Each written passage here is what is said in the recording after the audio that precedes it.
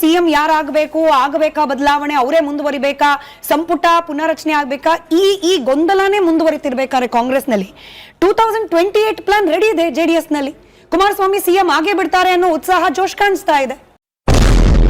ಈಗ ಕರ್ನಾಟಕ ಕಾಂಗ್ರೆಸ್ ಸರ್ಕಾರದಲ್ಲಿ ಈ ಮಂತ್ರಿ ಪುನರಚನೆ ಆಗುತ್ತಾ, ಮಂತ್ರಿಮಂಡಲ ಪುನರಚನೆ ಆಗುತ್ತಾ ಅಥವಾ ವಿಸ್ತರಣೆ ಆಗುತ್ತಾ, ಇವೆಲ್ಲ ಚರ್ಚೆಗಳು ಸ್ವಾಭಾವಿಕವಾಗಿ ನಡೀತಾ ಇದೆ. ಅದ್ರ ನಡುವೆ ಕೂಡ ನಿರಂತರವಾದ ಸಂಘಟನೆ ಇದೆ. ಸಂಘಟನೆ ಯಾವುದಕ್ಕೆ? 2028 ಚುನಾವಣೆಗೆ 2028 ಚುನಾವಣೆಗೆ ನಿರಂತರ ಸಂಘಟನೆಯನ್ನ ಕಾಂಗ್ರೆಸ್ ಪಕ್ಷ ಬೂತ್ ಮಟ್ಟದಲ್ಲಿ ಮಾಡ್ತಾನೆ ಇದೆ. ನಿನ್ ಮುಖ ಒಂದ್ಸಲ ಕನ್ನಡಿಲಿ ನೋಡು.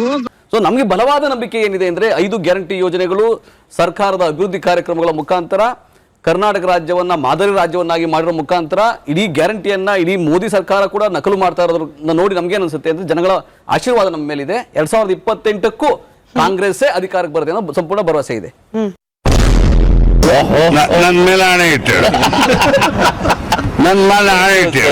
ಆದಾಗ್ಯೂ ಕೂಡ ಇದು ಮಲ್ಟಿ ಪಾರ್ಟಿ ಡೆಮಾಕ್ರಸಿ.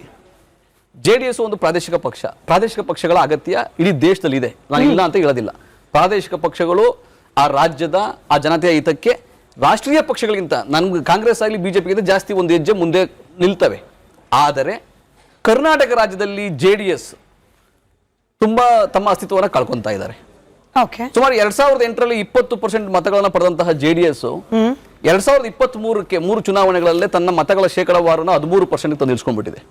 19 ಸೀಟ್ಗಳನ್ನ ಇಟ್ಕೊಂಡಿದೆ. ಅದಕ್ಕೆ ನಾನಾ ಕಾರಣ ಇರ್ಬೋದು. ಜೆಡಿಎಸ್ ಮೇಲೆ ಜನಗಳಿಗೆ ವಿಶ್ವಾಸ ಕಳ್ಕೊಂಡಿದೆ. ಅದೆಂಗೆ ಅವ್ರ ವಿಶ್ವಾಸವನ್ನ ಗಳಿಸ್ತಾರೆ, ಮತ್ತೆ ಯಾಕೆ ಕಳ್ಕೊಂತ ವಿಶ್ವಾಸವನ್ನ, ಯಾಕೆ ಯಡಿಯೂರಪ್ಪನವ್ರ ಜೊತೆ ಹೋದಾಗಲೂ ಕೂಡ ಸರ್ಕಾರವನ್ನು ಅವರು ಕಂಪ್ಲೀಟ್ ಮಾಡ್ಲಿಕ್ಕೆ ಅವಕಾಶ ಆಗಿಲ್ಲ, ವಚನ ಪ್ರಶ್ನೆ ಅಂತ ಯಾಕೆ ಅನ್ಸ್ಕೊಂಡ್ರು, ಕಾಂಗ್ರೆಸ್ ಜೊತೆ ಇದ್ದಾಗಲೂ ಕೂಡ ಬಿಜೆಪಿ ಆಪರೇಷನ್ ಕಮಲ ಹೆಂಗೆ ಮಾಡ್ತು, 2008ರಿಂದ 2018 ಯಾವ ರೀತಿಯಾಗಿ ಮಾಡ್ತು, ಇಂಥ ಕಾರಣಗಳು ಬಹಳ ಇದಾವೆ. ಆದಾಗ್ಯೂ ಕೂಡ ಪ್ರಾದೇಶಿಕ ಪಕ್ಷ ಆಗಬಹುದು ಅಥವಾ ಬಿಜೆಪಿ ನಾಯಕತ್ವದ ಕೊರತೆ ಇದೆ.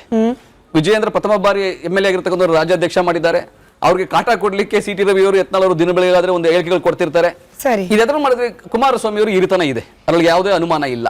ಅವರಿಬ್ರು ಒಟ್ಟಾಗಿ ಹೋಗ್ತಾರ, ಚುನಾವಣೆಗೆ ಬೇರೆ ಬೇರೆ ಹೋಗ್ತಾರ, ಅದು ಕಾಲ ನಿರ್ಣಯ ಮಾಡುತ್ತೆ. ಜನಗಳು ಹೆಂಗೆ ಅದು ಸ್ವೀಕಾರ ಮಾಡ್ತಾರೆ ಅನ್ನೋ ಕಾಲ ನಿರ್ಣಯ ಮಾಡುತ್ತೆ. ಆದ್ರೆ ಒಂದು ಸ್ಪಷ್ಟವಾಗಿ ಹೇಳ್ತೀನಿ, ಮಲ್ಟಿಪಾರ್ಟಿ ಡೆಮಾಕ್ರಸಿನಲ್ಲಿ ಇದ್ರೂ ಕೂಡ ಕಾಂಗ್ರೆಸ್ ಕಳೆದ 6 ಚುನಾವಣೆಗಳಲ್ಲೂ ಕೂಡ ಅತ್ಯಂತ ಶೇಕಡಾವಾರು ಹೆಚ್ಚಿಗೆ ಪಡ್ಕೊಂಡಿದೆ. ಮತಗಳು ಯಾಕೆ ಬೇಕು ಜೆಡಿಎಸ್ಗೆ ಅಂದ್ರೆ ಕಿಂಗ್ ಮಾಡ್ಲಿಕ್ಕೆ ಸೈನಿಕರಿದ್ದಾರೆ, ಯುದ್ಧ ಗೆಲ್ಲಿಸ್ಲಿಕ್ಕೆ ಸೈನಿಕರಿದ್ದಾರೆ, ಬಿಜೆಪಿಯ ಬೆಂಬಲ ಬಲ ಕೂಡ ಇದೆ.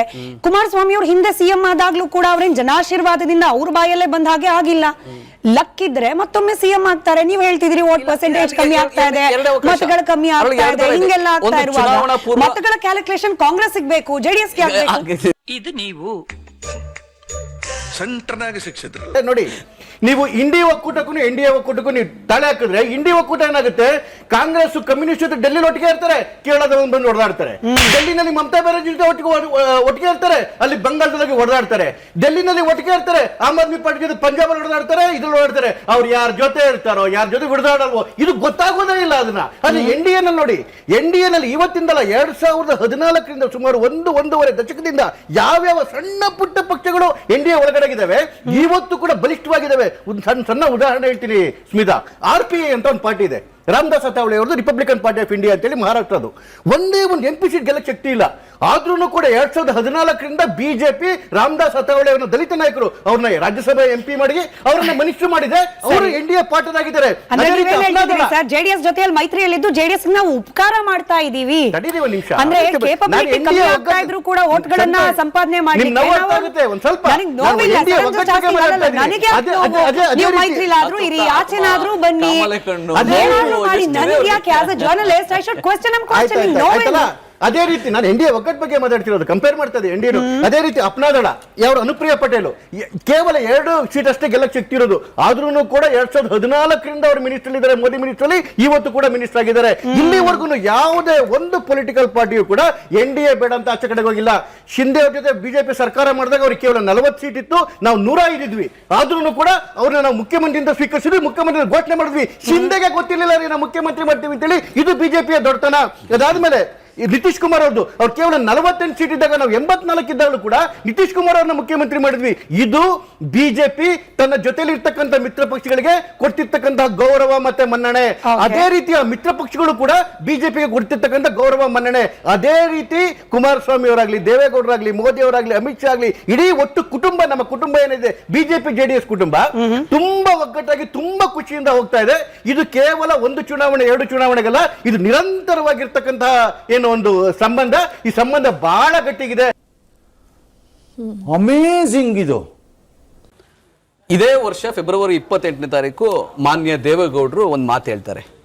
ಕುಮಾರಸ್ವಾಮಿ ಅವರನ್ನ ಮುಖ್ಯಮಂತ್ರಿ ಮಾಡಬೇಕಾಗಿರ್ತಕ್ಕಂಥದ್ದು, ಅದಕ್ಕೆ ತೀರ್ಮಾನ ಮಾಡಬೇಕಾಗಿರ್ತವ್ರು ಮಾನ್ಯ ಪ್ರಧಾನಮಂತ್ರಿಗಳು.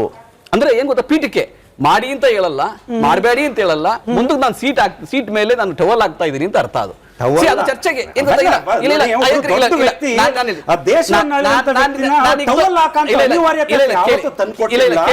ದಯಮಾಡಿ ಅಂತ ಅಮಿತ್ ಶಾ ಅವರು, ನಡ್ಡಾಜಿ ಅವರು, ನವೀನ್ ಅವ್ರ ಜೊತೆ ಸಂಬಂಧ ಇದೆ. ದೊಡ್ಡ ವ್ಯಕ್ತಿ ಟವಲ್ ಹಾಕಂತ ಅನಿವಾರ್ಯತೆ ಇಲ್ಲ. ಅದಕ್ಕೆ ನಾವು ಒಪ್ಕೊಳ್ಳೋದೇ ಇಲ್ಲ.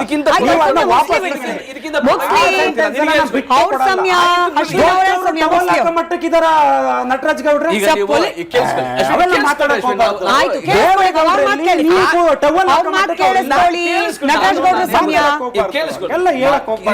ನೀವೇನ್ ಈಗ ಈ ತರ ಅನ್ಬಿಟ್ರೆ ಹೆಂಗೆ?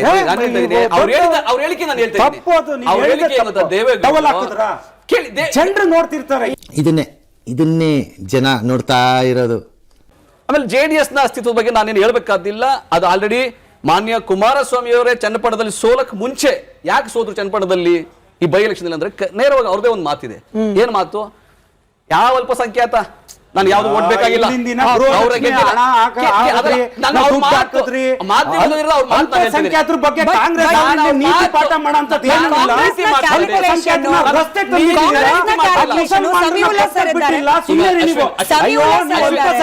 ಬಗ್ಗೆ ಕಣ್ಣೀರ್ ಹಾಕಂತ ಎಂತ ಅವೇಗ್ ಮಾತಾಡ್ತೀಯೋ ಬೇಕು ನನ್ ಮಗನೇ. ತಗದು ಮಕ್ಕದ ಮೇಲೆ ಬಿಟ್ಟೆ ಅಂದ್ರೆ ತಲೆ ಒಳ್ಳೆ ಚೆಂಡೋದಂಗ್ ಹೋಯ್ತಿರ್ಬೇಕು. ಡಿ ಕೆ ಶಿವಕುಮಾರ್ ಒಳ್ಳೆ ನಾಯಕತ್ವ, ಅವ್ರ ಸಂಘಟನಾ ಚತುರ ಅಂತಾರೆ ಅವ್ರನ್ನ.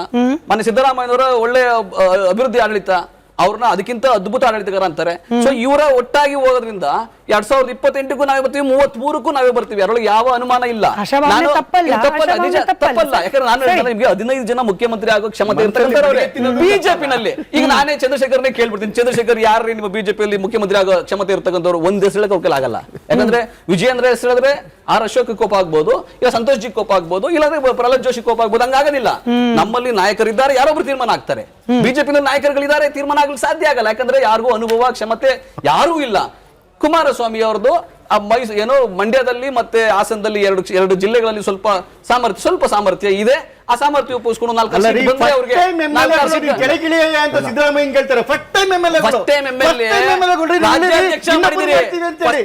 ರಾಜ್ಯಾಧ್ಯಕ್ಷ ಮಾಡಿದ್ದೀರಿ. ಅದಕ್ಕೆ ನೀವು ಕಾಟ ಕೊಡ್ತಾ ಇದ್ದೀರಿ. ಅದಕ್ಕೆ ಅವ್ರನ್ನ ದುಷ್ಟ ಅಂತ ಹೇಳಕ್ಕೆ ಎತ್ನಾಳ್ ಬಿಟ್ಟಿದ್ದೀರಿ. ಅವರಿಂದ ಎತ್ನಾಳ್ ಬಿಟ್ಟಿದ್ದೀರಿ. ದುಷ್ಟ ಕನಿಷ್ಠಾನಕ್ಕೆ ಅವ್ರನ್ನ ಸಿಟಿ ರವಿ ಬಿಟ್ಟಿದ್ದೀರಿ. ನಿಮ್ಮ ಕಿಚನ್ ಕ್ಯಾಬಿನೆಟ್ ತೀರ್ಮಾನ ಆಗಲ್ಲ ಅವ್ರಿಗೆ ಕಾಟ ಕೊಡಕ್ಕೆ. ನೀವು ಸೋಮಣ್ಣ ಬಿಟ್ಟಿದ್ದೀರಿ. ಸೋಮಣ್ಣ ಬಿಟ್ಟಿದ್ದೀರಿ. ಹಳೆ ಮೈಸೂರು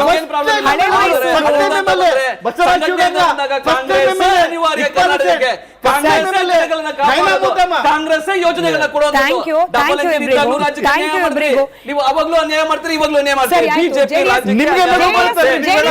ಸ್ವಲ್ಪ ಜಾಸ್ತಿ ಕೇಳೋಣ ಅಲ್ಲ, ಜೆಡಿಎಸ್ ಧ್ವನಿ ಸ್ವಲ್ಪ ಜಾಸ್ತಿ ಕೇಳೋಣ. ಅವ್ರ ವಿಚಾರಗಳು ಚರ್ಚೆಗೆ ಬರೋದೇನೆ ಕಡಿಮೆ. ಈ ಕಣ್ಣಲ್ಲಿ ಇನ್ನೀ ಏನೇನ್ ನೋಡ್ಬೇಕು ಕಾಣೆ.